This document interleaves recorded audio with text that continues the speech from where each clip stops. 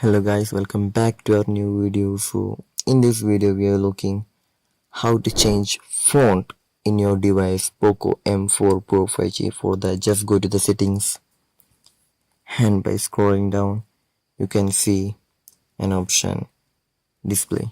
Just by tapping on that you can see font. By tapping on that you can see it has been gone to the, but you need to look, this is all for 41 rupees, so you don't need to buy that. If you have money, it's okay by buying that, but you can by scrolling down. There will be a free fonts in the bottom, in the down, so you can see these all are for free. So just by tapping on that, download it for free, and you can set it. You can change the font. So I hope this device.